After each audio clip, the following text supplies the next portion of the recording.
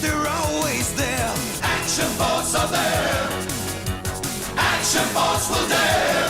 Action Force. Now, your host, Joe Slepsky. Hello again, everybody, and welcome back to Joe on Joe. It's me, your host, Joe Slepsky, and this is the podcast where I've covered every episode of the G.I. Joe Sunbow series. I've covered DIC. I've even covered Extreme. Hey, Michael, can you give me an Extreme? I don't think I've ever asked. Extreme! Yeah, there you go. I don't know, Extreme. Well, it's hard. Right, make it your own. That is hard. You got to own it. You do. And you also, I've learned, you can't yell it into the mic. You kind of got to go off, because if you yell it into the mic, our listeners' ears blow up. But it's always fun to say Extreme. So listeners, if you're ever in life and someone says something like, oh, that's an extremely bad choice, or something, you hear the word extreme, you got to go Extreme, even if they don't know what you're saying. Covered every issue of the G.I. Joe Real American Hero comic book, etc., so on and so forth. So if you're new to the show, please go back into the back catalog. It's all available there on your RSS catchers. You can also go to our Patreon page, patreon.com/JoeandJoePod. It's all there, available in libraries for you to read. You can help support the show, or you can just tune in and see what you missed in the past. So we're a watch-along show that's designed to be evergreen. Michael Nie is here for another great installment of Joe-Nie Loves Action Force. And so now we're working our way through Action Force. Michael, welcome back to the show. Thank you. It's good to be back. It's very good to be back. This is I really enjoyed the stuff we're covering this week. It's intense. It's very intense. It's very tied into the U.S. comics. There's a lot going on. Yeah. As we're going to, a lot. I have a lot of emotions on these 6 issues. Listeners, we're covering the Marvel Comics weekly Action Force comics. And today we're covering issues 35 through 39, and then issue number 42 at the end. And in the middle of this is inserted G.I. Joe Real American Hero, the U.S., number 21. The silent interlude. And if you're not familiar with that, I don't know why you're listening to this podcast. That's right. You must just be wanting to hear what Joe Slepsky has to say, or Michael Nie has to say. So I appreciate you coming along for the ride, but I say, really, what are you doing? Because we're talking Action Force today. Reach out, say hello on Facebook, Twitter, and Instagram at Joe and Joe Pod. Send me an email to joeandjoepod@gmail.com. Let us know what you think of not only Joe-Nie Loves Action Force, but, G.I. Joe in general. And we'd love to have you. We also have our wonderful sponsors at the Movies in a Mill podcast, where we're so far, we're recording this so early, I don't know what movies we're going to be talking about at the time. But what movies are coming out this fall, Michael? Off the top of your head, I really can't think of any. There's one that just came out called Slingshot. Casey Affleck is in it. Okay. It's a smaller film, but it's sci-fi that I saw a preview screening of recently. What did you think of it? I thought they did a great job. It's very contained. It's a space thriller, psychological thriller. And if you like movies that keep you guessing and keep you talking once the movie's over about, wait, what did we just see? What actually happened? Was that real? Was that not real? It's great for that. Okay, so Lawrence Fishburne, Casey Affleck. By the time they're hearing this, it might be on streaming. Yeah. In fact, probably will, the way things are going on streaming. Sure. Borderlands, released in August, and was streaming by the end of August. Borderlands, which was a major film. Yeah. Did not do well, major film. So... yeah, so listeners, tune into the Movies in a Mill podcast, and they will be talking all about this stuff, covering it in depth, and with the kind of they chew it like a meal, Michael. Hence the name. They also enjoy meals, but anyway. So we're talking Action Force today. Michael's got his comic books, the real issues. I'm following it on bloodforthebaron.com, which listeners I urge you to check out if you don't have your own copies of Action Force. And Michael, what's the cover situation for G.I. Joe or Action Force number 35, rather? 35. So we've got Jeff Sr., as many people who have been following along will recognize as a familiar name. Quality work. Very quality work. And I think it's a fantastic cover. I mean, it's Flint holding Lady J, who very much appears to be expired. Mm-hmm. and just shouting against a wall of flames. Wall of flame. Her hat's on the ground. There's some rubble and business on the ground, and she is she's limp as could be. Now, what cover does this remind you of? Is it an X-Men? Let's see. Crisis. That's right. Death of Supergirl. That's it. Yep. Death of Supergirl, the classic George Perez Superman holding Supergirl dead body pose. I think it's fantastic. Yeah, it's great. I love it. It's called Violent Lives. It is all Flint and Lady J action over the course of these issues. Written by Richard Allen, drawn by Brian Hitch, who is a new artist for Action Force. Maybe you've heard of him. Yes. You may be familiar with his work. This is his first foray into Action Force with issue 35. It's funny you say that. I didn't know that when I was reading this, because in the Blood for the Baron and in the original book they credit the creators, but it's on typeset underneath the picture. It's not buried within it. So on the reprint on Blood for the Baron, it's not carried over. There are some panels in here that are totally ripped off from John Byrne. Mm-hmm.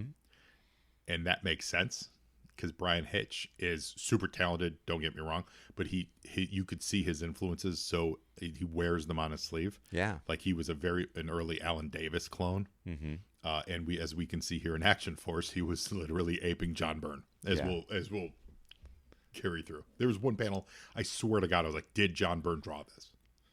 We'll get to it. Did you notice that yourself? You're nodding or No, I agree with you. I definitely feel like he is a student. Yeah. Student of Byrne. Totally. But I like his stuff. Don't get me wrong. I gotta say this though. I'm gonna throw this, and I don't mean this as shade. I genuinely don't mean this. He wrote and like was 100% did this Justice League run. It was like 12 issues, I think. Yeah. Not very good. Yeah. It looked really pretty. Really looked pretty. But it wasn't enjoyable. And it really was a bummer.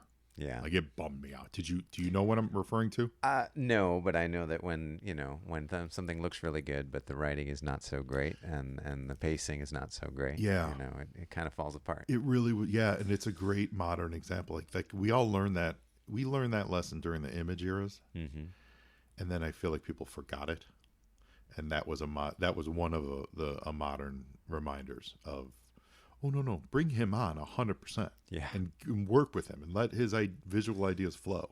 But pair him up with a quality writer. We'll see what happens. It was tough.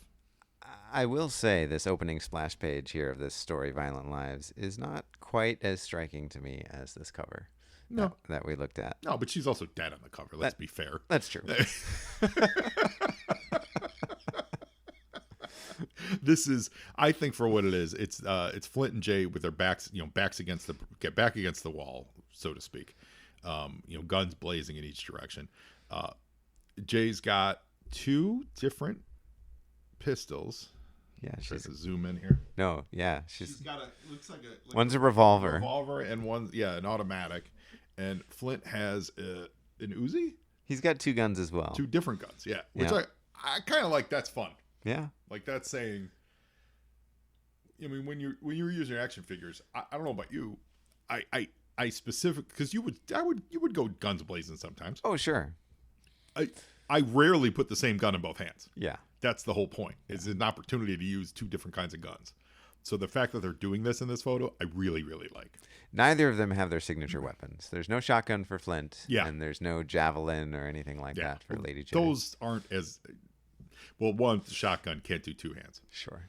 And then javelin not going to be as fun for this shot. Like imagine this where they're getting shot. Although technically, let's look at this. They're actually not getting shot at in this photo. No, there was smoke and rubble, but they're just shooting. But imagine like this picture just with someone with their arm cocked ready to throw a javelin.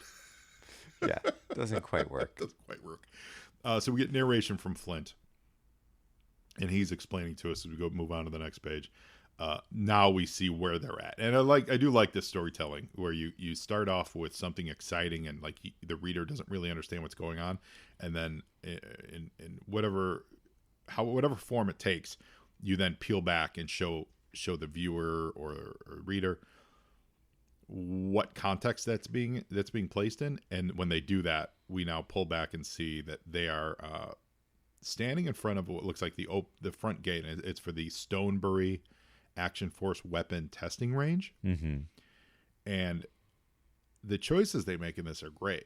They're standing in front of the gate. Cobra is all outside of the gate, like they haven't entered it yet. So it's saying literally they're actually doing their job at this point. You know what I mean? Like their backs against the wall. They're not letting you through. So far, they've won the day. Yeah. In this battle, I really like it. You could have set this inside, like just in the courtyard. Like Sure. that's easy, And it's not like it's a heavily fortified courtyard. It's a chain link fence with a bar that goes up and down for the driveway. Got Checkpoint Alpha here. Yeah, Checkpoint Alpha, exactly that. Like you could have done that. Yeah. But setting this where it is a lot of fun, and like the pavement is all chewed up and destroyed outside of the Courtyard. base. Yeah. Yeah, but inside the base, everything looks like they've done their job. So that's really subtle, even though they've just got 4 guns. Mm-hmm. But it's great because Cobra's got stingers, a lot of troopers, and there's a lot of people shooting at them. Let's be fair. And a lot of unused Stinger missiles too. Yeah. We're in trouble. That's true. So it's Flint narrating about how much he likes Lady J and how much she can handle herself, and she's pretty tough here. I don't know how she blows up that Stinger with just a couple of guns, but she does. Maybe she hits one of those missiles that haven't fired. I don't know. Lucky shot. Some kind of gas tank ricochet pressurized. Or maybe she let loose one of the javelins, like an explosive javelin, and we just didn't see it. So it can happen. Absolutely. Yeah. But they really are. It is just the 2 of them with 4 pistols against the world. Flint almost gets ambushed. He thanks her, gives her a thanks, Lady J. And she can kill with a smile, he says. That's what I was trying to think, yeah. Very much a Billy Joel fan here. Always a woman to me. They quote that. She can kill with a smile, and she can wound with her eyes. And it's a nice close-up of her eyes. It's all very on the nose. How do you feel about that, Michael? It's not the most inventive way to go about it, but it is a surprise to see Billy Joel's always a woman. Yes, injected into Action Force, a British adaptation of G.I. Joe, the military comic book from America. Yes, in 1987. Absolutely. Always a woman. Didn't that come out like 82? Like 81? Isn't that like early 80s? Remember, they were a little behind over here. Yeah. So, I mean, I don't dislike it, but it is kind of peculiar. There you go.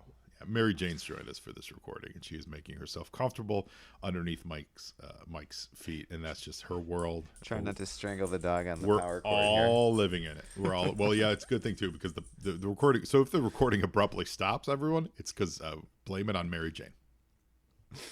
So,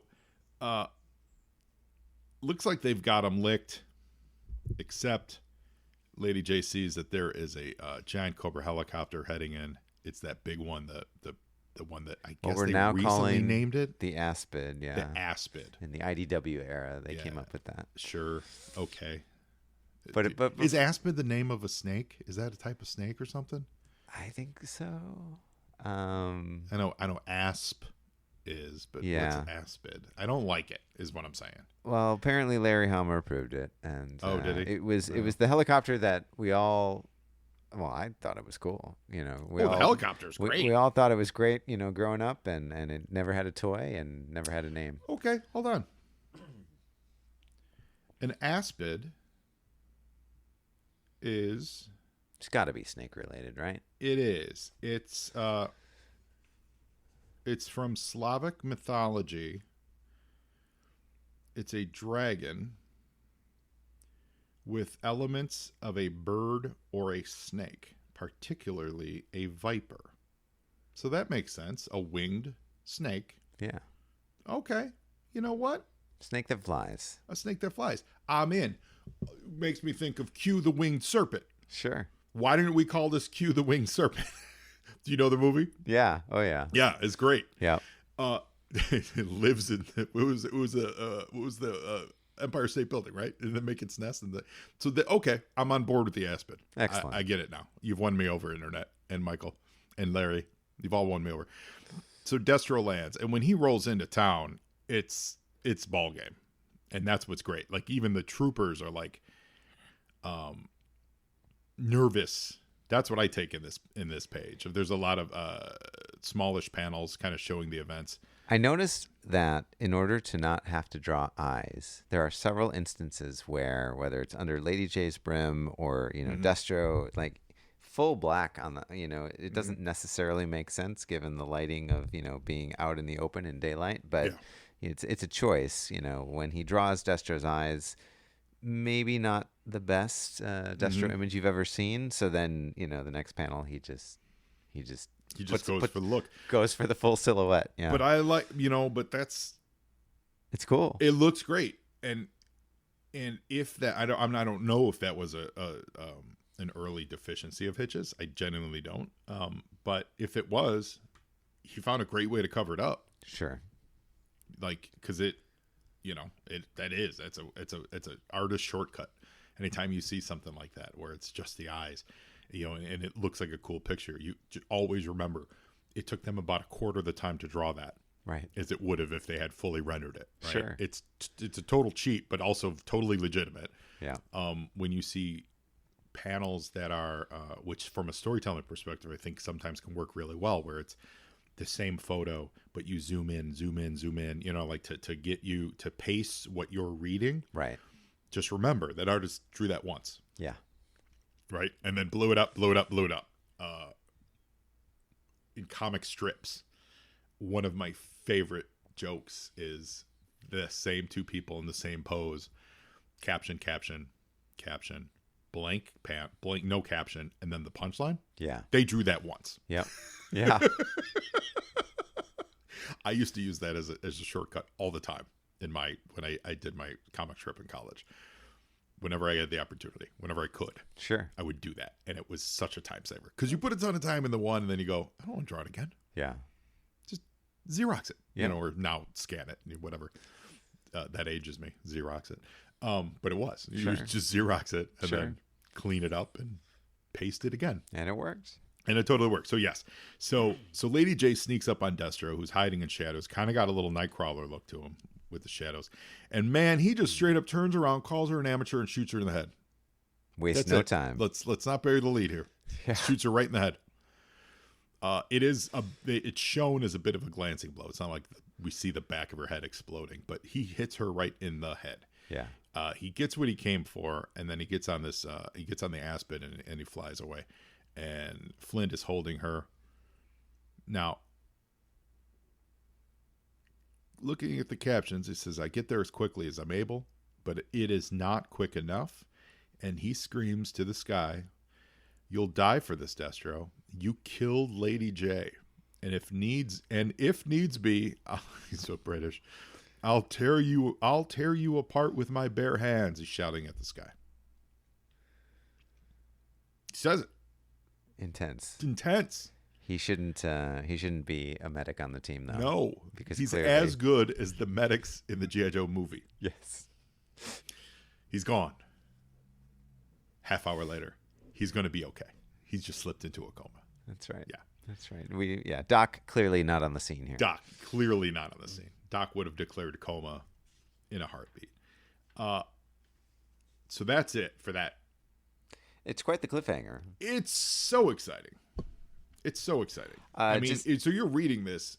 She just died. That's what happened. So just to, let us process that intensity for a moment, quick commercial break here. I just wanted to show you. So in, another giveaway from Action Force, they're giving away 25 sets of storybooks here. Oh. And you're, I believe, familiar with these. These are those very painterly books that are square, essentially. But they're action. I don't know that I've seen the Action Force. Yeah, no, I hadn't either. So these are there's Operation Raging River and Operation Starfight. Action Force had their own rebranded versions of these two storybooks. Yeah. And they were giving them away. And if you didn't win the contest, you could go out and buy them for 99 pence each, which is a steal. But for the contest, man, you had to go through. There were quotes from various characters throughout the Action Force comics, and you had to match those quotes up with names, and the names are not listed, so you had to come up with them on your own, fill in the blank. And for anyone who's been following along, the three quotes you had to match up with characters were: first, I am manipulating many threads of continuity that will resolve themselves at the giant rally. That actually is from one of the G.I. Joe reprint stories, but I couldn't tell you who said that. Destro, maybe? And then 2, Cobra Commander has the lives and souls of us all to use as he pleases. I can't remember who said that. And the point is, this would have been hard for me. And number 3 was, I am a weaponsmith, Farouk. I keep all my armory in prime condition. Awesome. So I think Destro might have said all 3 of those quotes, actually. That's great. But anyway. I'm looking on eBay right now, and I don't see anything. The problem is when you use the word Force, you get a lot of Star Wars. Sure. So it might take a little bit of digging, but I don't see anyone offering specifically storybooks. And are you looking at the UK version of eBay? Oh, because that's a whole nother thing. Call. I will say this: there is some Action Force stuff that pops up. This I just came across, and listeners, this show. This is not the show you come for expertise in deep encyclopedic knowledge of what went down. This is the show that you come for feels and emotions and off the cuff translations of events. That's what we do best here at Joe and Joe. So this is the first time I'm seeing this, and I got to say, this is awesome. It is a 3-pack of Action Force figures called Cobra Civil War, and it's got 2 soldiers, 2 like Cobra troopers, and a bat rebranded in green with the the British Cobra Action Force infinity symbol on it. This is awesome. Michael, I'm going to show this to you. Have you ever seen this? I don't think so. Oh, wow. Isn't that great? That looks like that might be a custom. Is it? Looks like it. Someone's having fun, because those are the branding on those are the coil. No, it's a 2020. Oh, it's a Black Major. It's Black Major. That's what it is. Oh, okay. Yeah. But Action Force inspired. Factory made figures in limited edition packaging. Yeah. Not many made. Displayed open. Okay. Well, it looks pretty cool. Anyway. It looks pretty cool. Totally. Gotta be honest. I like whoever did it. Yeah. Well done. Absolutely. Yeah. That's really neat. I love that. Yeah. These days, there's deep dives into. There's so many deep dives. I was looking at some 3D printed. So I don't do much 3D printing. So I don't know anything about 3D printing. Sure. But there's websites where people do open source. They make the maps. Yep. The instructions, and then they open source share it. So you can 3D print a lot of pieces. I knew this, where you 3D print a lot of pieces to replace for your own collection. That's cool. As long as if you're selling it, you're honest about it. But what was the point of that?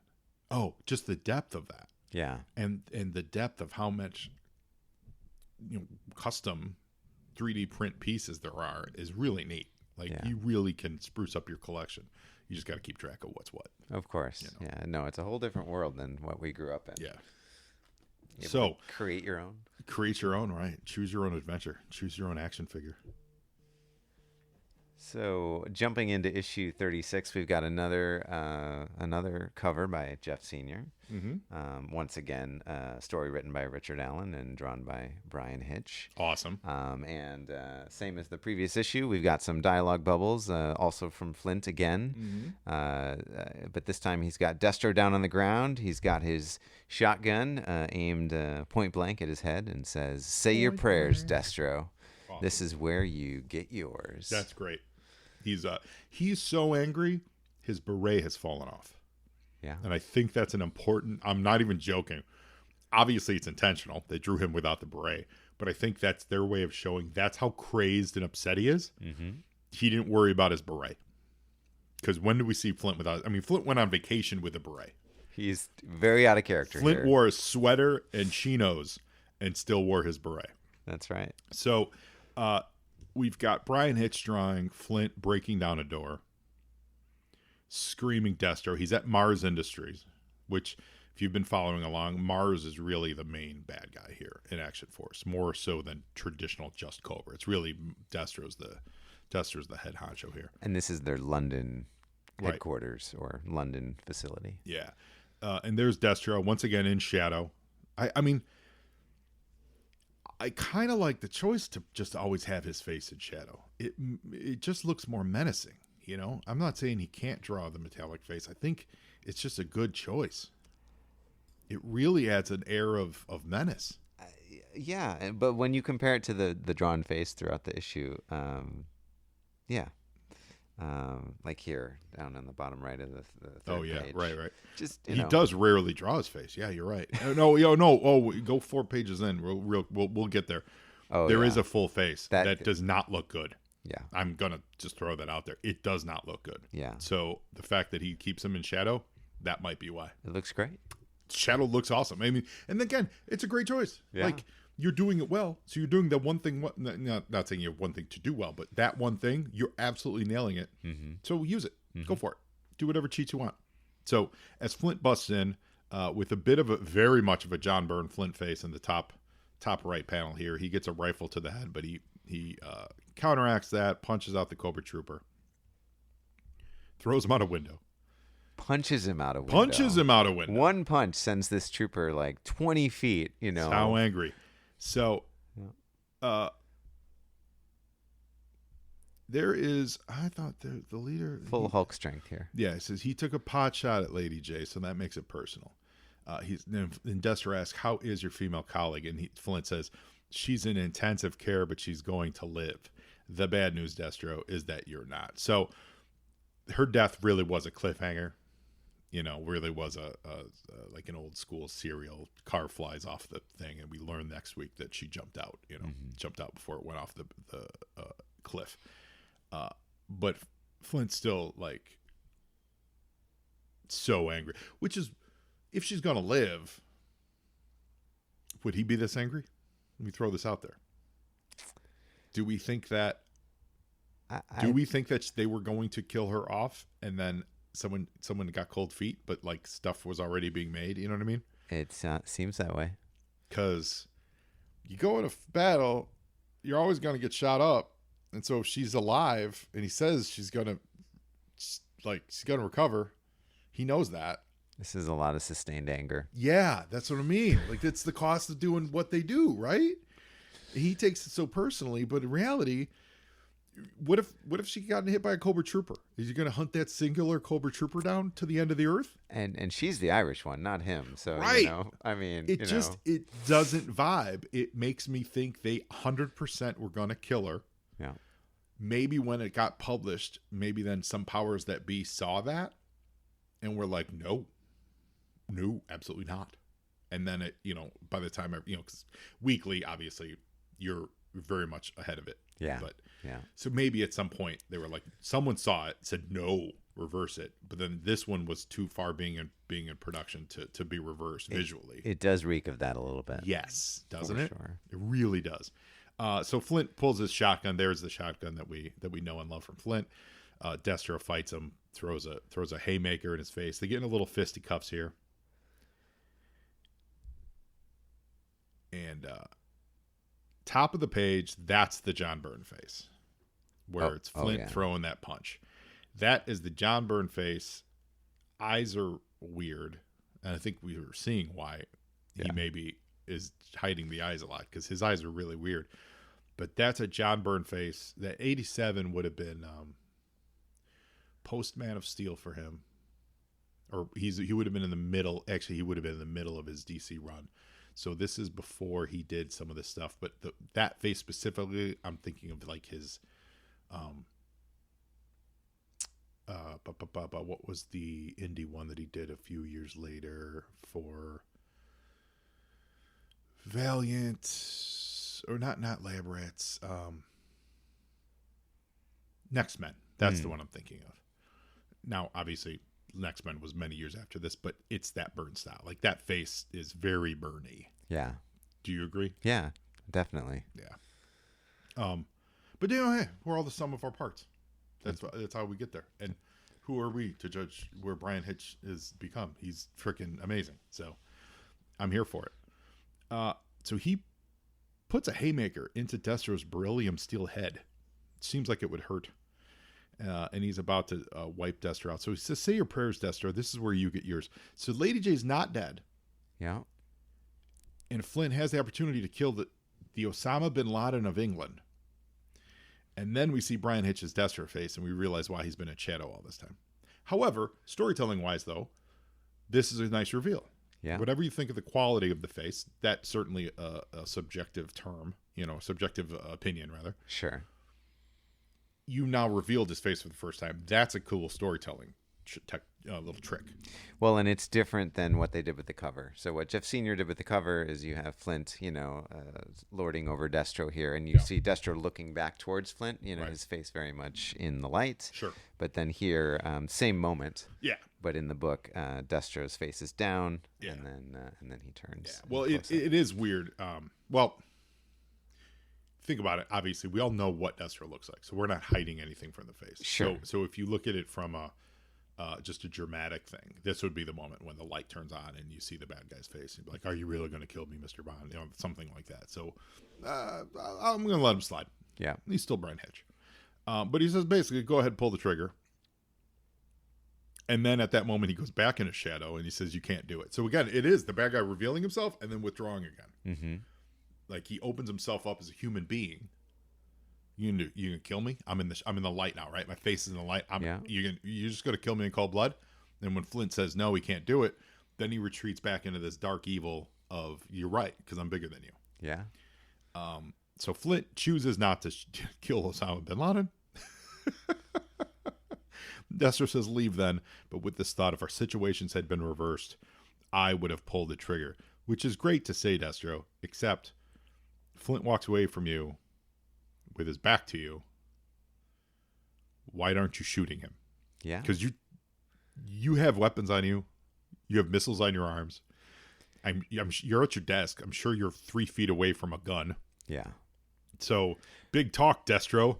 Why didn't you just shoot Flint as he left? I'm just throwing that out there. Yeah. Yeah. I get it, but just throwing that out there. And, Brian Hitch, he obviously probably drew these issues in quick succession because he's using the same business that he did with Lady J, where we saw her eyes. Oh, I like this is the same frame, essentially, but it's on catch. Destro's eyes. And I'm going to say this. That looks more like Dr. Doom than it looks like Destro. Yes. Not that they wouldn't look similar, but it just got it. I have a Dr. Doom vibe from that. But it's the first time we actually see. We saw his face earlier, but still no eyes. Yeah. And we actually see his eyes here. Right. And they do this thing where which is weird because we normally don't see Destro's eyes. Right. It's the white slits. Yeah. Or yellow, in this case, colored yellow. But yeah. Mm-hmm. But it's so close that I guess. Oh yeah, sure. Once you see through that. That is one of the lovely things I think about. Like, I think it's cool about superhero comics. Like, Batman has white eyes, but if you get close enough, you can see him through his eyes. So does that mean every time he has a villain up close, the villain can see the whites of his eyes? You know what I mean? Like, is that the technique that it works? If so, that's pretty cool. Yeah. But then also, a lot of people can recognize people by eyes. So you know what I mean? So is it like, hey, wait a minute, you're Bruce Wayne. What? No, what? The only time we've seen is, whenever you hear the story of Destro's origin and, when he first, his ancestor who gets, the first McCullen who got the mask put on, you see his eyes go wide-eyed as he's, being scorched in the face. Totally. All right. And Flint is basically narrating while Destro's talking here. It's a little difficult for me because they're talking at the same time. Destro says, I would have pulled the trigger, but Flint is saying, is the day to die? I don't know if you had... Flint's narration is, but the day I let the violence in my life consume me so totally that I become as evil as the people I fight, go to the next panel, is the day I die. Right. While Destro is saying his dialogue. And for me, it was just a little, I had to read, I had to go back. Oh, okay. Yeah, just to complete that thought. Yeah. I hear what you're saying. And I think what they are doing on this whole page is there's a caption, a Flint caption, and then there's Destro dialogue on every single panel. Yeah. So it's two conflicting thoughts, and it's showing the difference between the two men. So, you want to maintain that in that last panel where Flint's saying, "Is the day I die," and Destro saying, "I would have pulled the trigger." So it's really showing a dichotomy between the two dudes.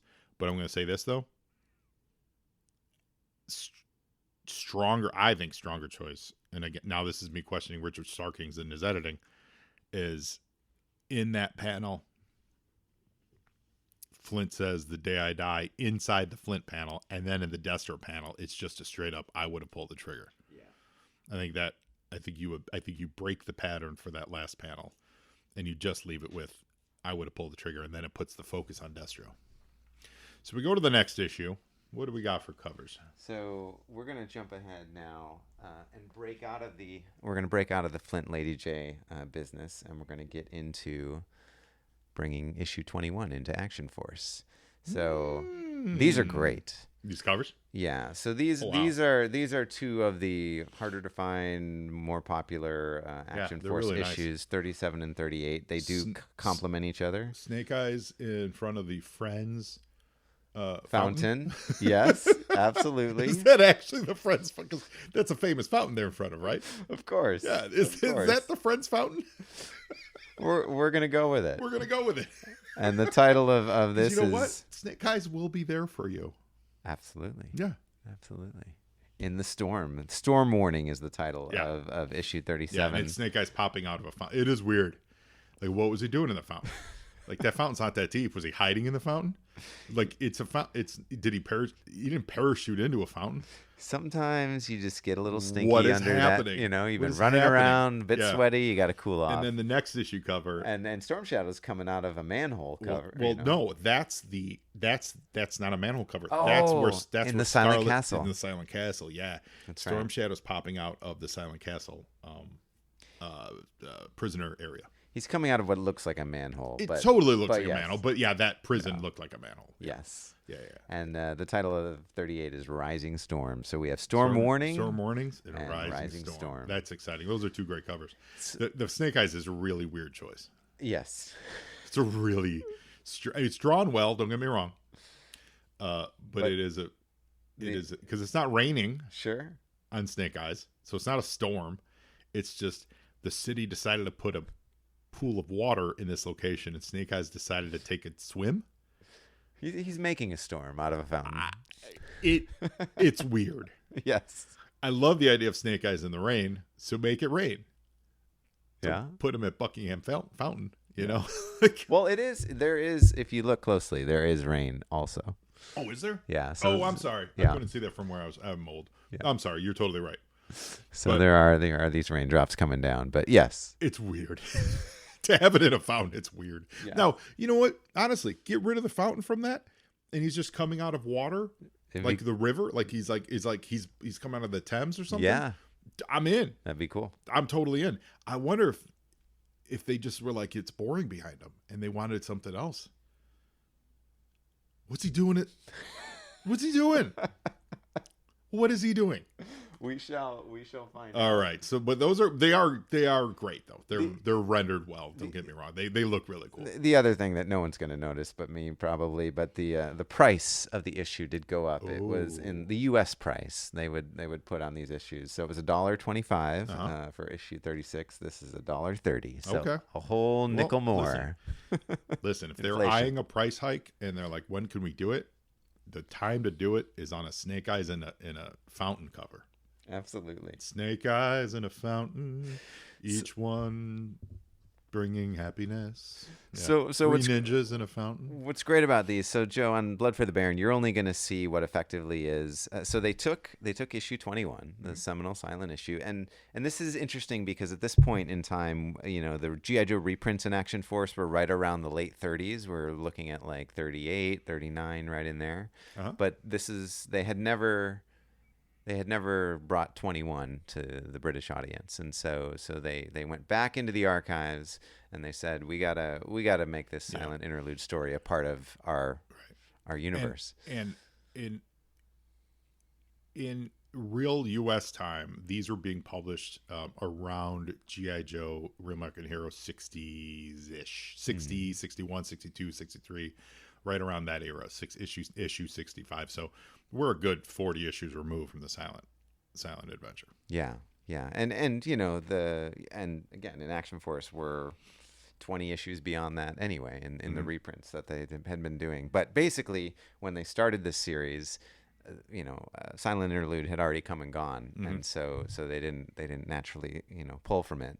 But the way that they do it, they take the Silent Interlude story and they break it in two. So I'm talking about the G.I. Joe reprints now. Right. They take the first half and they put it in issue 37, and they take the second half and put it in 38. So what the editor, Richard Starkings, decided to do was to do a prologue story and an epilogue story. So essentially, issue 37 is the prologue to the Silent Interlude plus the first half of the story, and then issue 38 is the second half of the story, and then the epilogue. So it's a more comprehensive look at the Silent Interlude events than we got here in the U.S. And it's awesome. It is awesome. Yeah. So they do a really good job with it. It 100% works. And there is dialogue in the prologue and the epilogue, which stands out. But yeah, it frames it, and it's great. It works really well. So if you seek out no other issues as a G.I. Joe fan of Action Force, and I imagine these are more expensive. Yeah.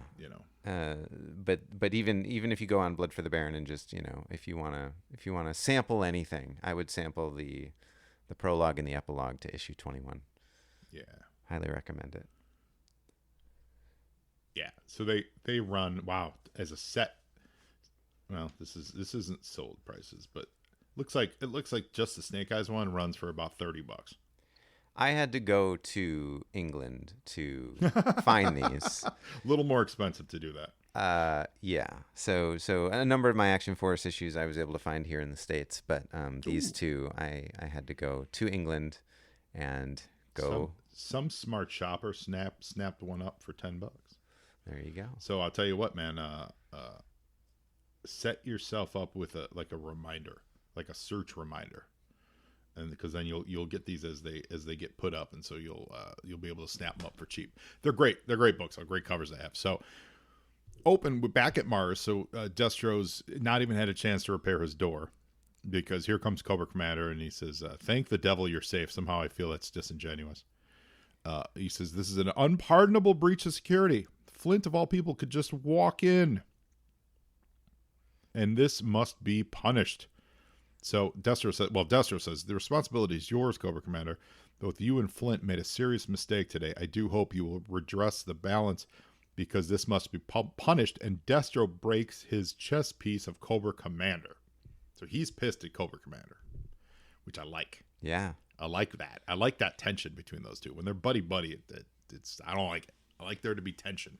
Even at the outset, we don't know who says it, but somebody, a secretary or whoever, says, "Really don't think you want to go in there." Right. Someone's speaking to the Cobra Commander, so yeah, it definitely puts Destro in the. And Destro says, "I want our best operative on the case," and so in the background, they could have been. They should have framed it a little differently. It's almost impossible to tell that Storm Shadow's launching off the roof of Mars Industries, but he is. Yeah, they needed to do that. It's a cool shot, and he's on the claw, so it's a wide vehicle. You know what I mean? Like it's there's one of those where the vehicle isn't going to fit in the frame very well for this type of panel, but it's cool to draw it like this, and it looks great. Mm-hmm. But it's hard to tell that he's launching from the rooftop of Mars, but he is. So we go to Trafalgar Square. That's why they drew the fountain. It's the fountains at Trafalgar Square. Thank you. Yeah. That's why they drew the fountains on the cover. So it's not the Friends fountain. No, it's not the Friends fountain. But I imagine if you're a British kid, you would have recognized that right away. Yeah. And you would have been like, "Oh, Snake Eyes fighting at Trafalgar Square." Mm-hmm. Let me get that right. So it's Scarlet walking around, meeting Trent, who's the head of Action Force. He's the liaison. Yeah. It's Scarlet. She's flanked by two bodyguards. Flint's nowhere to be around. He says Flint's visiting a sick friend, i.e. Lady J. What's with the chaperones? And he says, she calls them Cagney and Lacey. Yeah, that's awesome. Yeah. So we talk about when Cobra tried to snatch her a few issues back, which we remember she was kidnapped. Mm-hmm. So now she travels with liaisons, because she's a attaché from America. So when she's in Europe, that she's got these bodyguards with her. Mm-hmm. So as this is happening, Storm Shadow swoops in on the claw. It's not a great rendered claw.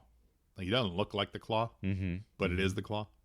But he swoops in and he kicks. Oh, real quick, I want to go back real quick. That Destro face that Brian Hitch drew, does not look anything remotely like the Destro face from the previous issue.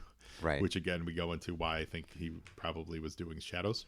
Yes. They're very different. So he's all over the place. He's all over. Right. He's all over the place. So Storm Shadow swoops in, kicks one of her bodyguards into the fountain, which now we see is exactly why the why the cover is what it is. And the other bodyguard approaches him and says to Storm Shadow, looks like you've been stood up, Flyboy. This is a one party where you ain't invited. Catch my drift?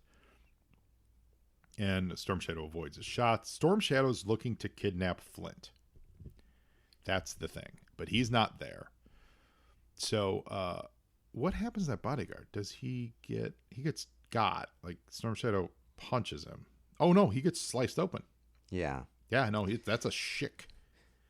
Yeah, so Storm Shadow cuts open whoever this bodyguard is. I don't think we ever learn who that bodyguard is, do we? We'll call him Cagney and Lacey. We'll call this one Lacey. Okay, Lacey. So, Lacey takes, because Cagney's been kicked into the fountain. Yeah, Cagney's in the fountain. Which is going to out. answer your question why Snake Eyes That's comes out of the fountain. That's what I'm saying. Because what we don't know about Cagney yet, we'll find out soon. So, Trent holds a pistol on Storm Shadow. Storm Shadow makes quick work of him, as he should. It's significant, too. This is the first time Trent actually is taking action in Action Force. He's just been a mouthpiece before.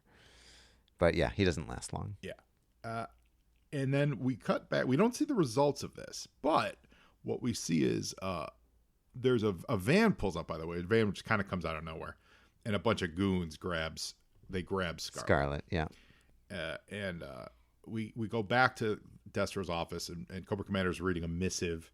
And the message reads, I like the code they use. The fisherman's net is wide meshed, but loses nothing. In his bosom, he guards a ruby. So we cast a wide net, and we caught a redhead. Mm-hmm. So Flint did not make the rendezvous, yet Storm Shadow still has a rare prize being the ruby. Yeah. So they're going to leave for the Balkans in an hour. And then we go back to Trafalgar Square, and we see Cagney climb out of the fountain and pull off a fake mask, and underneath it is Snake Eyes. So so this is, imagine, a human face mask over Snake Eyes with his like ninja visor. Yeah, his full on medieval, knight's, visor. Pretty awesome. Yeah. Like, it could have just been his regular mask over his ruined face. Sure. But they put the outfit under the mask. It's great. It's really great. And he's in his best costume ever, which is the V2. Yeah, with a waterlogged Uzi here. Yeah, even though we know that the events of 21, he's in his V1 outfit. But I got to say, this Brian Hitch Snake Eyes looks amazing. Yeah. Yeah, and they don't address it in the prologue, but what you're talking about, the outfit change there, in the next one, they do address in the epilogue, which I appreciate. I totally appreciate. But he looks awesome in this. Oh yeah, yeah, absolutely awesome. States prologue ends, and then immediately you don't have it there, but it goes into silent interlude where you pick up with the claw flying and check it out. Which is funny that they have they have these books in hand. And they know that Snake Eyes is in his V1 look, but they drew the V2. Yeah. And they know that Storm Shadow flies with Scarlet on the claw, and yet they added the truck with her getting kidnapped. Mm-hmm.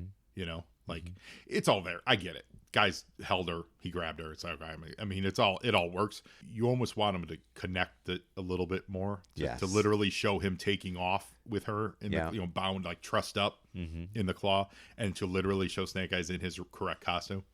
You almost want that, but I get it.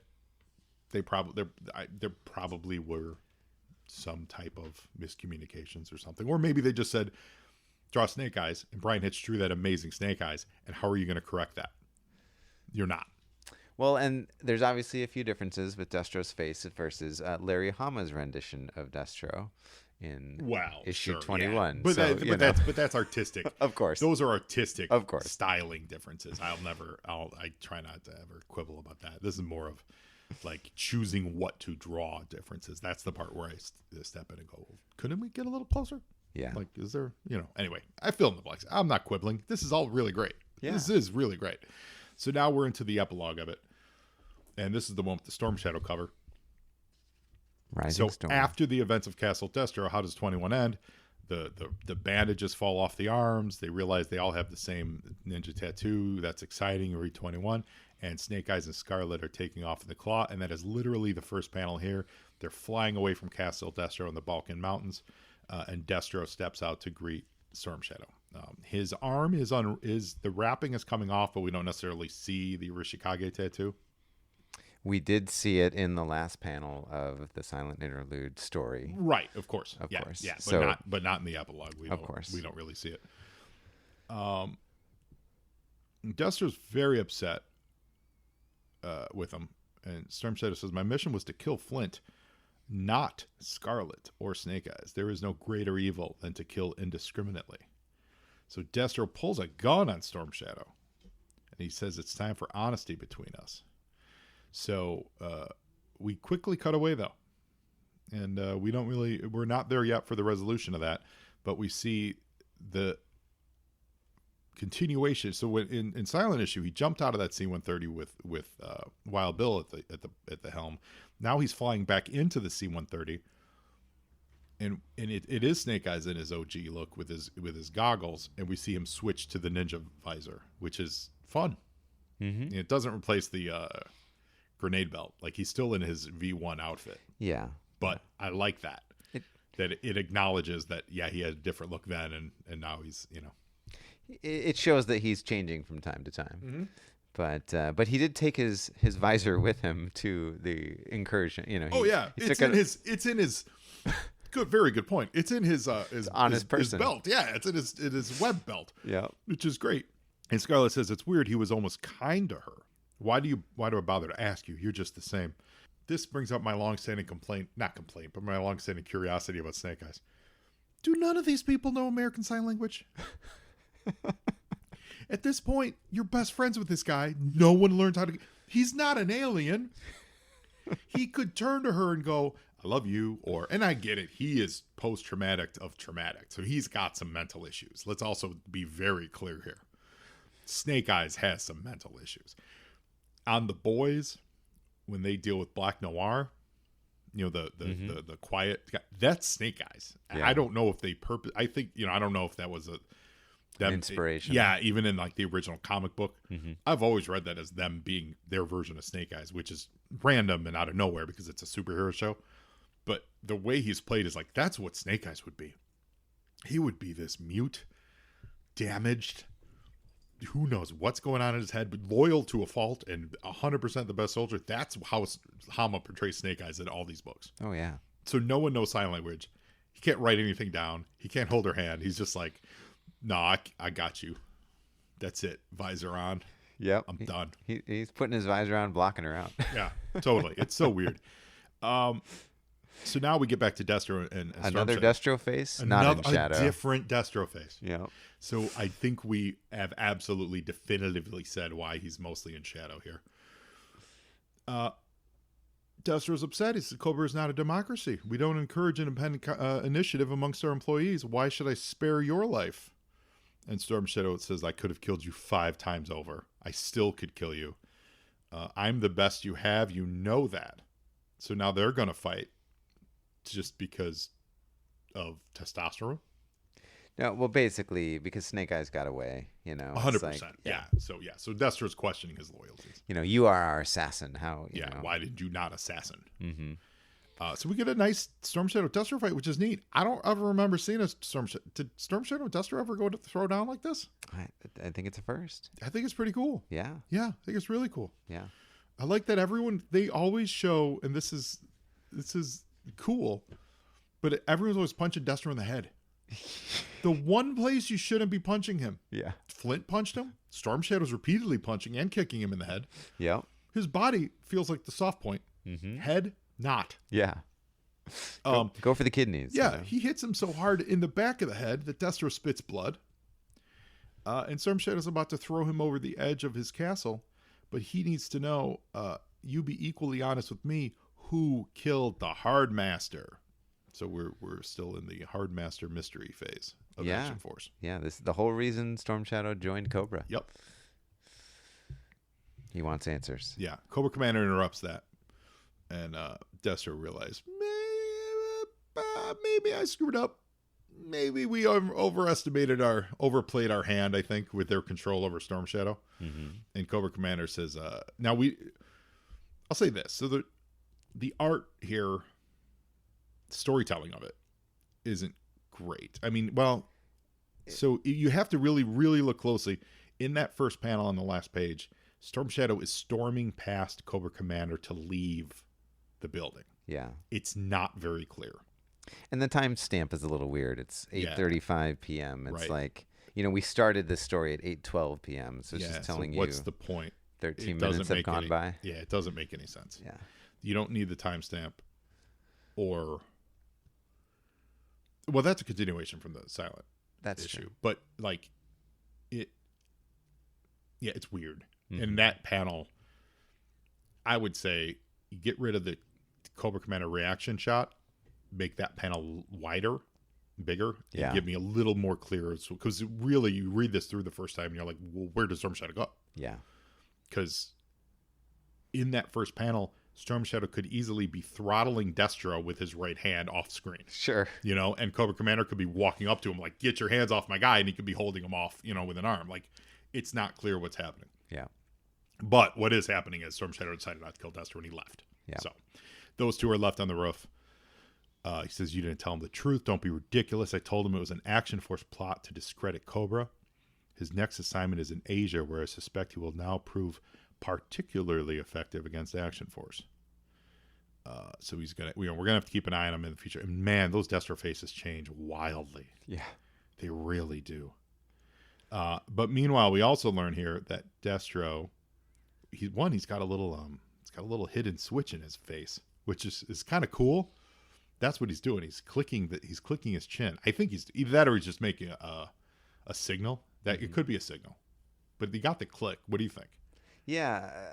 At first, I thought it was him like metal on metal, just like tapping. But yeah, specifically the click sound.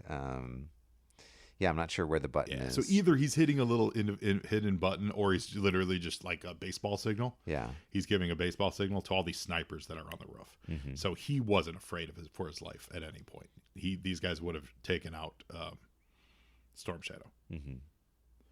If it is an actual button, like some kind of mechanical relay or something, why didn't all those fists ignited? Right. You know what I mean? Like Storm Shadow causes his own death by punching him in the chin, and then everyone shoots him. Sure. Yeah, I don't know. Yeah, so it probably is a baseball signal kind of thing. And but we see there's a bunch of Cobra troopers on the roof with guns pointed at them. Reminds me, it was an era before the Iron Grenadiers had taken hold, because obviously, correct. Destro's snipers are Cobra troopers as opposed to his own army. Correct. Early days. Now, do we jump ahead now? What's the next issue? That concludes our silent interlude stories. So the next one, we're back into the era of Lady J. What issue number? 39. So now so the silent interlude's done, but the Lady J saga is not. Really cool cover, Lady J's Last Stand. It's the giant snake from. Is that a snake or a mushroom? What is that? Mushroom? That's a mushroom. Oh my god! It looks like a coiled snake from here. I was gonna say it's the snake from Snake Eyes, the movie, but no, it's a giant mushroom. Yeah, which is weird. It is. But it's also a dreamscape. It's a comascape. Yes. It says Jay's Last Stand, but the title of the story is Coma. I like that they gave her a headband on it to denote some kind of head trauma or head. You know what I mean? Like a head related issue. Like it's a bandage, so to speak. It's another Jeff Senior cover. So he's been doing all It's these. great cover. Works. And so this story written by Richard Allen again, but Jeff Senior actually does the art for the interior. Oh, okay. Which is unusual. Yeah. Well, he did a good job. Yeah. I think it's good. I think it's well rendered. We open with just a close up of like what would have been the last thing she saw before she went in the coma, which is great. Yeah. It's Destro shooting right in her face, like the starburst, the burst from the gun is just nice. Like I love that it's symmetrical, like geometrically symmetrical, because it's shooting right at her. You know what I mean? Like the only way you see that kind of burst pattern is if you're looking right at it. If you're looking from the side, then it looks a little different here. This is like, what a great choice artistically to say, no, this is coming at you. You don't see the gun at all. No, not at see all. his fist and this giant burst. Really smart. Oh, this is like in the last issue, remember we had that where the guns are pointed directly at you. That's a nice little trick. And then everything goes red, so we get a cool little red panel. And then it's a 3/4 splash page with this monstrous snake viper attacking Lady J. And I like this. One, it's called Coma, but that also really sets up that she's in a dreamscape. You know, they don't live in a world of giant snake. This isn't Snake Eyes, the movie. Yeah. This is like a prehistoric setting. Yeah. Yeah. Real quick on snakes and monsters like this, which very much in the 70s and 80s, this is kind of I feel like we've talked about this. This is kind of a stock dragon-ish way to draw these things. Mm-hmm. How do they close their mouth? Yeah. For real. Yeah. How does that mouth ever close? A lot of bleeding. Right? Yeah. These razor sharp teeth. It's nuts. Yeah. Yeah, but it looks great. It's a dream. Obviously, it's a dream. I really like it actually. And the snake is talking. Is he? And that first? Oh, he is. Oh, yeah, that's right. So definitely a dream. Also a dream. Yes. It's those little details that elude me. Welcome, Lady J. Welcome to my domain. Aha. So it's very Freddy Krueger-y. Oh yeah. And if you're curious as to what's going on, the next panel is her heartbeat monitor, and they just say she's in a coma. So this whole thing is her fighting through the coma, which is cool. There's the mouth closed for you. Yeah, closed, not closed. That's what I'm saying. Like you close and you still have a 6-foot graded fence of teeth. It looks like baleen on a whale. Yeah, yeah. That's what the closed mouth looks like. Yeah. And I don't think her foot is technically caught in that, but you ever see in a lot of times comics, like you know what? Actually, I've been reading a lot of Carnage on Marvel Unlimited. Yeah. I've never been I'm not a big Venom Carnage guy, but I realized like there's been an entire 2 decades of Carnage stories that I have no idea what happened. Like just is not a character I've ever cared to follow. Sure. So they have these reading guides. You can get caught up and basically read everything in one easy to follow guide. And all the panels of his crazy teeth, which are very like this, they close on things like someone's arm or someone's whatever. How any arms don't just get severed immediately, and they don't always get severed. They'll bite like Captain America's arm or Miles Morales or whatever. And like when those jaws close, you've now severed that person's. In this case, her foot's not in it, but like had it clamped on her foot. Yeah, she should lose her foot. Oh yeah. So in all these Carnage comics, he's biting all these people, and they come away going, "Oh, he hurt me." You're like, no, he just severed your arm at the elbow. That is exactly what just happened. Yeah. Yeah, that's always a fun comic trope when you see that, or you like are his teeth gummy? What's happening? Yeah, when they show a guy's half torso in a dinosaur mouth, you know what I mean, and like the other half, and like he's kind of clamped down. He's like, "I'll get out of here." No, he just severed you. Because otherwise, if he didn't, if let's say you're strong enough to resist it, his mouth wouldn't be shut. Yeah. His mouth would still be no. His mouth is shut. You're done. Yeah. So that's comics, man. So he's escaping. So Cobra's chasing Lady J, and she's hiding. This all has a very and maybe it's because of the panels I'm reminded of it, but it's all very Keith Giffen, and this is 2 years before Giffen's Legion stuff. But he was playing around with his Legion 5-year gap stuff. But he was playing around with panels before that. But he also took that from, I believe, a foreign influence. Like the idea of, he's not the first one to do like a 9 or 8 panel grid or whatever. But between this and with like Al Gordon inks, when Giffen was inked by Al Gordon, this all has a very Giffen style vibe to it. Listeners, if you're familiar with it. So, and I like that. I'm a big fan. I feel like we get a little bit of education about medicine in this issue, where we get back to the doctor and basically, Flint says her heart rate's picking up. That's good, isn't it? That means she's recovering. And the doctor's like, quite the reverse. I'm afraid it means she's becoming cataleptic. The coma doesn't want to let go of her. I like that. So, yeah, a little bit of real world. I'm going to throw this out there. I want that doctor to be a Cobra agent. Yeah. I want that doctor to be like Baroness or something. That's what I want. That'd be great. It's not the case, but Right. that's what I want. But yeah, I do. Yeah, I like the medical knowledge, and we see these giant mushrooms that we had teased on the cover. Mm-hmm. In the dream, she crafts her own weaponry. Makes her own bow and arrow, which I don't know why she wouldn't make a spear. Right? Yeah. Like, it seems to be more speary Yep. than bow and arrowy, but okay. Also, spear is less work than putting together a bow and arrow. That's true. Where are you going to find catgut in your coma? So, fighting for her life in the dream, the snake kind of coils her up, takes her, and is about to eat her in those giant teeth. I'm reminded of the Bernie Wrightson Spider-Man Hooky cover. Okay, yeah. You recall that one? Mm-hmm. Where it's Spider-Man and one of those giant Bernie Wrightson creatures being hauled into that. Yeah. I wonder. Again, let me ask our producer: when did Hooky come out? Is it before or after this sequence of events? But it's good. It looks very cool. I am your death. Yeah. The snake howls or hisses. She can't concentrate. She can't move her arms. And then we get a flat line. Thinks she's about to die. But no, she fights back, looses an arrow, and it cuts right through the snake's chin. jaw. The chin. Yeah, lower jaw. Yeah. And she wakes up. Now, her head, she has a bandage on it, although it's green, like her real bandage. I would think they should have painted it white. Right. Which would have been a neat distinction between the dream world. Yeah. You know, like the dream world should have been exclusively the green because it's in her dream. But when they cut to the real world, it should have been white, a little more bandagey instead of just a... It was in the very first panel on the second page, but Oh, and then but they it quickly screwed it up. became green. Yeah. Yeah. So,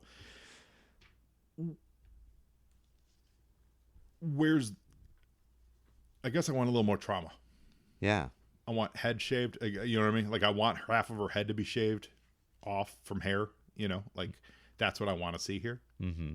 A little more lasting effect versus just she got bumped on the head. Yeah. That's kind of what I want. Especially, I'll say this, because Flint thought she was dead. Yeah. Which makes me think again. You know, if you notice in the other issues following that, they didn't go to her hospital.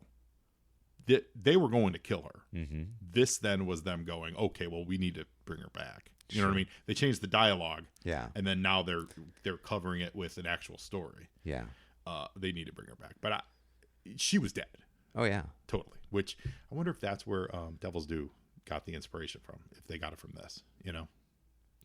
Which I'm not saying was a great idea. I like Lady J. Sure. But it was still this story. Yeah. Fleshed out. Yeah.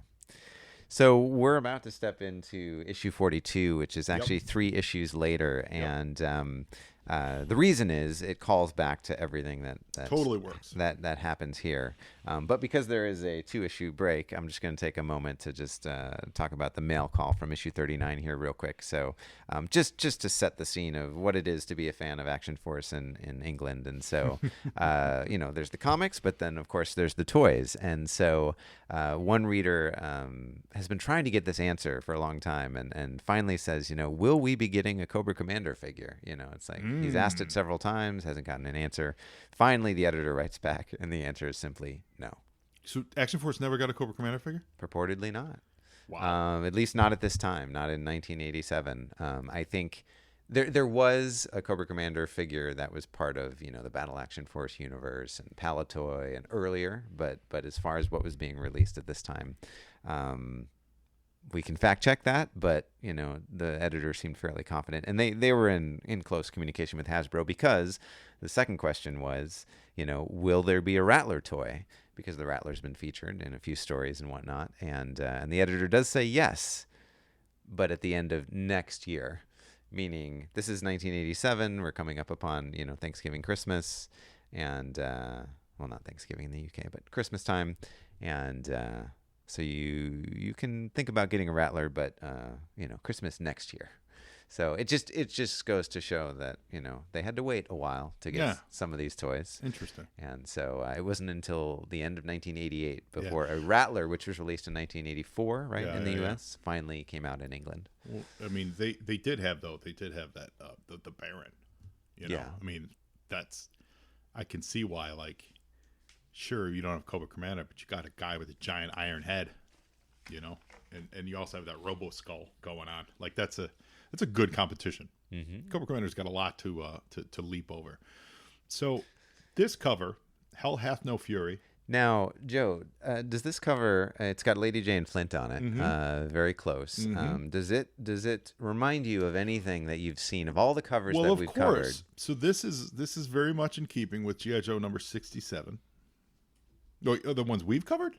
Yeah, Are you thinking of something else? Go ahead and say what you're going to say. So these books would have come out at the same time as I double checked this earlier. The cover with Flint punching Lady J Flint punching Lady J.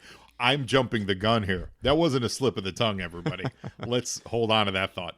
Of Lady J punching Flint on the cover. That was G.I. Joe 67. That was released in 87. Timing wise with these, I'm not sure which. Yeah. But they're so close. They both have a red background. The events of this story very much mirror that cover and, you know, what was going on in that issue, those two fighting. Yeah. I got to think there was some synchronicity. Yeah, you know what I mean? Like someone was in communication with something, like they saw the cover and, you know, like, hey, that's an interesting cover. What's going on? We're doing this story. So I 100% believe there was some kind of synchronization. But what are you thinking about? Well, so just the art style. So there was another cover which I believe you enjoyed. It was the He's Mad cover. Do you remember?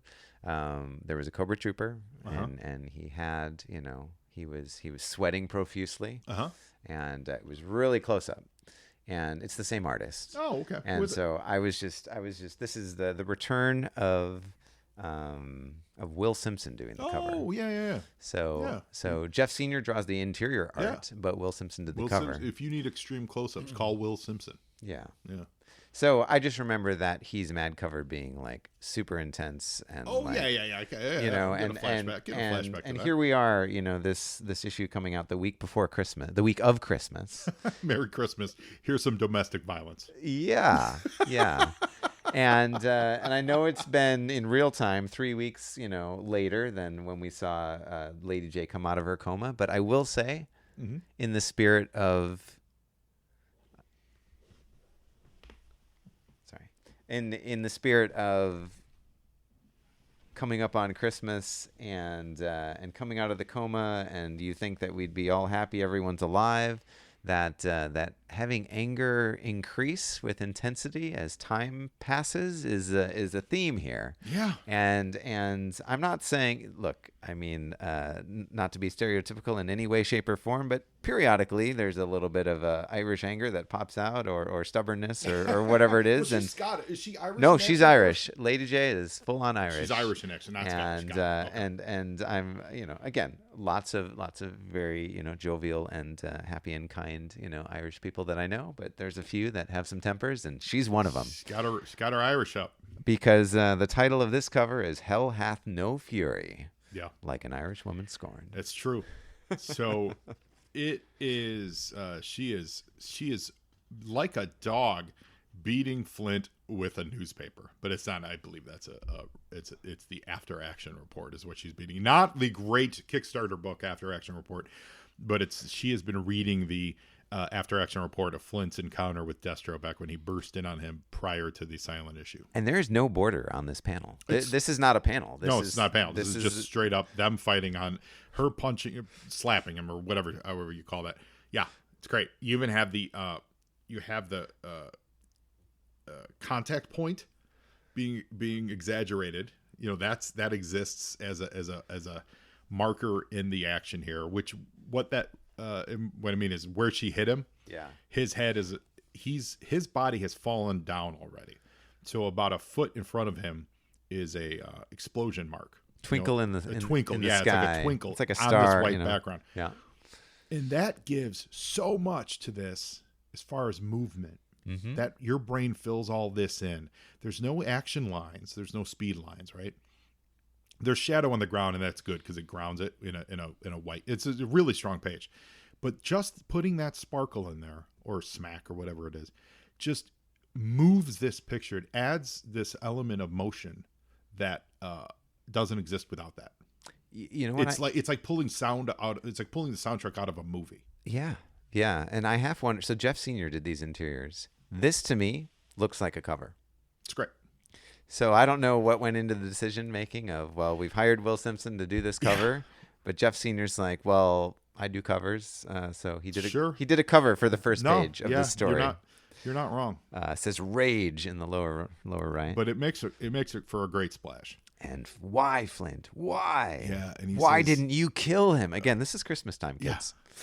Why didn't you kill him? And he says, "Hey Jay, nice to see you're out of the hospital." Now, these guys are romantically involved. Nice to see her out of you didn't take her when she left the, and I mean, granted, maybe he was on a mission, but like you weren't there for her when she quote unquote left the hospital. Yeah. Like what? And this is Flint without his beret again. Yeah, no beret. She's upset. She's throwing the papers at him. These are the papers I'm assuming she was in her hand when she smacked him. I just read your report on your visit to Mars. Why didn't you kill Destro? And if you look at it from a emotion perspective, her white hot rage is what we're seeing in the background. That first page, white hot, white background. When she gets up close to him, why didn't you kill Destro? White background. When she's screaming in his face, you're one of the leaders of Action Force. Destro is one of the leaders of Cobra. We're supposed to be the good guys. You had a chance to stop him. White background, right? Yeah. Flint, we see the floor because he's a little more calm. So you're able to see the room when there's when the emotions are a little less tempered. But when she's got her Irish up, white hot. Mm-hmm. I like that. Yeah. So now they get into the debate. Have you forgotten there's always lives at stake in our line of work? Have you forgotten that sometimes it's kill or be killed? So she basically is shaming him. So why didn't you put a stop to it? And she's having the conversation. This is great. She's having the conversation that all comic book readers have. Whether it's you're talking about Batman, you're talking about Spider-Man, you're talking about Superman. These guys deal with people like the Joker, Lex Luthor, Venom. You could have stopped this. The Joker's going to kill more people. So why didn't you stop this? And having this conversation in a military book that's more real based, that doesn't deal in superpowers and super things like that. This is an important thing to say. Like you have Osama bin Laden, although at the time we were funding Osama bin Laden. Sure. But details. Details. But like she took a bullet from this man. He would have happily killed her. He tried to kill her. So why didn't you do it? What happened to your sense of responsibility to mankind, Flint? What happened to your sense of responsibility to me? So she's digging into his everything. Like you failed us, and then we get the slap her around the British Isles. And again with that marker starburst, it makes the scene move. But we have background here. It's not white hot. See what that tells me? Yeah. He's not angry with her. He's angry with himself. Mm-hmm. I don't know if they put that much thought into it, but that's what I'm reading. He's angry with himself, and quite frankly, he's domestically abusing her. Oh yeah, very much like Yellow Jacket and Wasp. Yeah, which put Yellow Jacket in the doghouse for the rest of his character life. Mm-hmm. I don't see this panel existing between two heroes in a Skybound comic. He backhands her. Straight up backhands Lady J. Yeah. And he says, see how easy it is to strike out in the heat of the argument? See how easy it is to do something you'll regret at a later stage? So I regret hitting you. You made me hit you, is what he just said. Yeah. Yeah. So now he's like, and we get this white hot background. Not taking responsibility, right? Yeah. Come on, Jay, let's fight. Let's really blot our copybooks for good. Come on, you and me. And now we get to Jay, and she's got a red background. So now she's like, you're dead to me. Yeah. Don't tempt me, Flint. I'm serious. Come on. You hit me once. You can do it again. Like you said, I've forgotten what my responsibilities are. Go ahead. I deserve it. What's the matter? Aren't you angry with me anymore? Maybe you'd rather translate your anger into something a little more deadly. So he's saying, you go ahead and kill me. Gesturing to a couple of M16s on the wall here. Destro's evil. He isn't fit to live. I pass up the opportunity to kill him, so maybe I'm not fit to live either. Is that how you see it, Jay? Nice act, Flint, but it doesn't wash. But we have a real background behind it. Yeah, we have a real background with all of a sudden there's targets in the background. Mm-hmm. I didn't realize we were in a target room. Yeah. Like a shooting gallery. Yeah. I know the bit about killing those who kill others, making you as bad as they are, which is great because that's the conversation we always have as comic books. You know, like they say it all the time. If I kill you, Joker, I'm just as bad as you. Well, okay, Bruce. So your own personal sense of worth is worth all these other people Joker's going to kill tomorrow? Yeah. Just because you don't want to be a bad dude? It's one thing to have a moral code. It's another thing to let a man like Destro live. Our job is to fight and, if necessary, kill these people, Flint. So it's okay to kill the Cobra Troopers, which we have repeatedly seen in Action Force. Mm-hmm. Straight up death. Now, in G.I. Joe, usually, I mean, we know they die. We absolutely know they. I did a Snake Eyes kill count, for God's sake. Sure. We know they die. But, like, more often than not, they would go out of their way to parachute them, right? Certainly in the cartoon. Sure. Action Force, they have gleefully murdered scores of soldiers. He says, no, Jay, our job is to know when we have to fight and know when we don't have to. We do not have an unrestricted license to kill. Maybe not, but Destro does. And next time he kills someone with Flint, you could have prevented it. He says, yeah, I know. It's not an easy thing to forget. That's one heck of a note to end on at Christmas time. It's crazy. It's all crazy. Merry Christmas, everybody. Merry Christmas. It's crazy. It's the realest of real. Yeah. It's the right conversation. Yeah. It's the conversation they absolutely would be having. It's nuts. Yeah. And which goes back to, it was nuts to do it in the first place if she's not dead. Mm-hmm. If she's not dead, if Flint feels this way, he doesn't do that if she's not dead. Yeah. But then he doesn't get this conversation. Right. So now you've ruined Flint. Right? Yeah. You've ruined Flint now. Yeah. Because now he's the man who let the Joker live. And now he's the man, he's both Batman and Yellow Jacket. He's now Hank Pym, who slaps Janet Van Dyne. Yeah. Flint's ruined. He walked away from Destro, and then Jay walked away from him. This series ends in like 6 issues, right? Like 50, isn't it? 10. 10? Yeah. 10 Well, yeah, issues? yeah. Something yeah. like that? Yeah. Yeah. Yeah. 8. Yeah. Yep. 8 issues, something like that? Mm-hmm. Yeah. Okay, good. Yeah. Because we've ruined Flint with this storyline. Yeah. Yeah. It's true. I like it. It's well told. I have crazy creative decisions. Completely agree. And I half wonder, there have been some instances of looking ahead, like in the letters pages, talking about, well, in 6 or 8 issues, you're going to see this profile or whatever. Yeah. And I wonder when they knew for sure that they were going to wrap all of this up and this was going to draw to a close. It has to be either right around this time or just a couple issues after, because I think they were, again, weekly. Yeah. Oh, yeah. So the editor was definitely looking a couple months out. It's a month and a half. Yeah. Yeah. So, yeah. Oh, you're totally right. I wasn't even thinking of that. Yeah. So I guess in the spirit of that, well, yeah, we can do whatever. which is often when some of the best creative stuff happens. Yes. So yes. I'm all for it. Don't get me wrong. It's just crazy. Yeah. It's crazy. And it only took us, again, if we're only going to go 50 issues, into the 40s to finally get, this was a fan request. They've done a number of intelligence profiles in these comics. Well, this was the first time they did one on a Cobra character. And it was Buzzer who got the first intelligence profile. Really? Dick Blinken, Richard Blinken Smythe. Dickie Blinken. And as much as I'd like to, point out a difference, it's pretty much, the same story that we got in the U.S. because he was from England. Yeah. But he joined a bunch of dreadnoks who were from Australia. And, don't fix what ain't broken. Yeah. Yeah, So that works. anyway, Well, this was fun. I love this arc. This stuff was great. I think it was a great way to tie it into Silent Issue. Mm-hmm. It was kind of out of nowhere though, like Sure. in the sense of like, Scarlett's just walking around the street and she needs bodyguards. She Yeah. gets kidnapped, but it works. Maybe Yeah. she was there for something else that we don't know about.